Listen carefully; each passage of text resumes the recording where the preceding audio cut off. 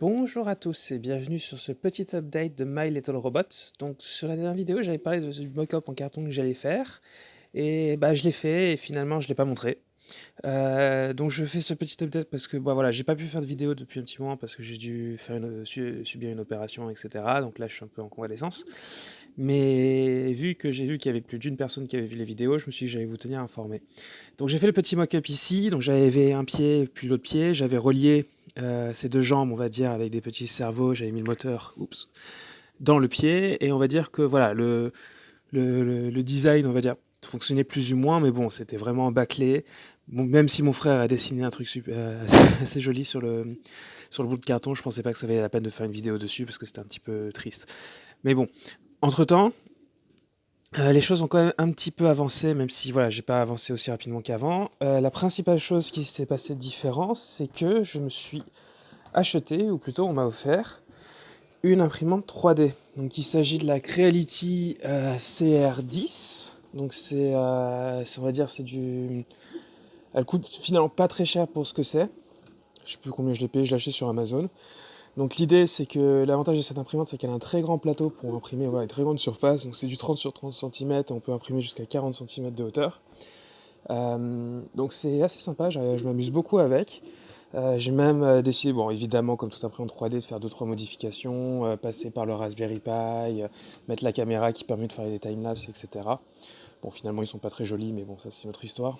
Mais bon, si vous voulez que je fasse une revue sur cette imprimante, je pourrais. Après, il y en a beaucoup sur Internet, donc je vois pas trop ce que je pourrais dire de différent. À part, voilà, la seule différence que j'ai en tête, c'est le fait que sur Internet, la plupart des revues sont des gens qui impriment pour imprimer. Il n'y a pas beaucoup de revues de gens qui impriment pour imprimer quelque chose d'utile, on va dire. C'est que les trois quarts des gens, c'est toujours le truc, c'est voilà, ça j'ai une imprimante 3D, c'est cool, ils impriment des trucs qui finalement bah, finissent dans la poubelle, quoi. Bref, donc grâce à cette imprimante 3D, bah, j'ai pu commencer à prototyper des choses un peu plus sérieuses que le carton. Et principalement, bah, j'ai fait les pieds du robot. Donc on va aller sur le meuble ici. Donc là c'est un peu le bordel que j'ai posé parce que j'ai pas vraiment de bureau pour travailler. Et j'ai fait donc les fameux pieds du robot. Donc ici, donc on reconnaît ici le moteur. Finalement les chevilles, j'ai mis un petit cerveau qui va permettre voilà, d'orienter le pied sur la cheville. Et voilà, donc j'ai fait ces 6 systèmes de roues. J'ai pu imprimer avec le châssis du robot R2D2 et il y a le châssis du pied du robot R2D2 et il y a le deuxième à côté. Donc ces pièces-là ont été modélisées avec le logiciel d'Autodesk Fusion 360 qui est gratuit via une licence étudiante que j'ai pu obtenir mais qui est valable que 3 ans. Mais bon, je n'ai pas très bien compris, mais d'un autre côté, je sais qu'on peut l'avoir facilement gratuitement et légalement. Et ça, voilà, ça m'a permis de faire ces designs assez rapidement. Je pourrais faire voilà, un petit tuto sur ce logiciel de modélisation peut-être plus tard. Moi, disons que j'ai commencé à l'utiliser avec ce projet-là. Je le connaissais avant, j'avais un tout petit peu utilisé avant, mais je galérais. Et avec ce projet, je me suis dit, bon, allez, ça suffit, tu t'as acheté une imprimante 3D, tu vas apprendre à modéliser. Donc, c'est pas très compliqué, pour être honnête. Et surtout pour les pieds, par exemple, et tout ce qui sera on va dire l'esthétique du robot R2D2. Je suis tombé sur un site que je rentrerai un peu plus en détail plus tard qui s'appelle Astromech. Donc, c'est un forum américain où il y a beaucoup de blueprints. Pour s'inscrire, il faut se faire valider par l'administration du site, sauf que ça se fait très rapidement. Genre, moi, ça a pris 1 heure ou deux, quoi.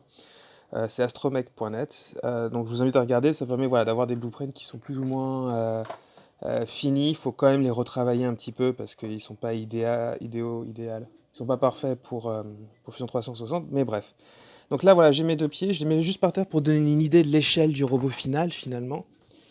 Donc c'est vrai que j'ai commencé par les pieds et pas par la tête, ce qui n'était pas forcément idéal, mais on voit voilà que ils vont à peu près, j'imagine, être écartés comme ça. Donc j'ai pris le robot, alors je crois qu'il fait à peu près 1 mètre de haut dans les films, et moi j'ai pris 60% de cette taille-là, donc le mien il fera à peu près 60-70% dans ces eaux-là.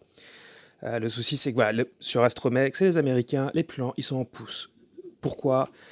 Parce que les Américains. Donc voilà, convertir tout en métrique, ce qui est normal, quoi, c'est assez délicat, ce qui fait voilà, c'est le rapport de d'échelle est pas rond. Enfin bref, donc je rentrerai un peu plus en détail de comment je fais ces différents designs. Pour le moment, ils fonctionnent, donc ça tourne. J'avais déjà essayé de mettre juste la partie du moteur sans le châssis sur ce petit truc en carton avec le fameux Arduino, les différents moteurs, et bon, ça a avancé. Et ça marchait bien avec la manette de Xbox. Donc techniquement, là, je pourrais faire un mini robot télécommandé, mais comme on a dit, on voudrait aller plus loin. Enfin bref, donc là, je vais tout doucement avancer. Quand j'irai mieux, je ferai une vidéo un peu plus longue de comment je modélise ces différentes choses-là. Encore une fois, si vous voulez plus d'informations sur l'imprimante 3D, tenez-moi au courant. Bon, ça ne me dérange pas d'en faire une, mais encore une fois, il y a beaucoup d'informations sur Internet. Et que je vais peut-être mettre 2-3 liens intéressants dans la description, dont un Québécois qui me fait rire parce que c'est très intéressant ce qu'il dit, sauf qu'en tant que Français métropolitain, c'est toujours amusant. Enfin bref, donc là je vais m'arrêter là, voilà, c'est vraiment juste un petit update pour dire que le projet n'est pas du tout mort, c'est juste moi qui le suis un petit peu. Et, je vous tiendrai au courant le plus rapidement possible. Allez, ciao!